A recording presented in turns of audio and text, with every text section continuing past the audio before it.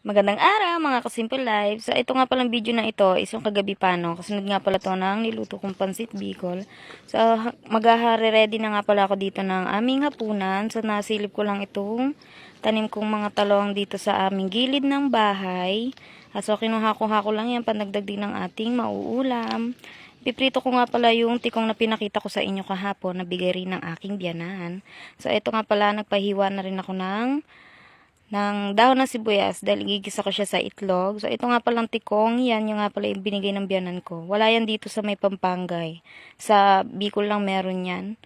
Siguro sa iba meron, pero sa Bicol lang din ako nakakita niyan. Simula nang naging biyanan ko is Bicolano, at yung nakapangasawa ko ay Bicolano rin. So, ito nag-start na nga pala akong magluto.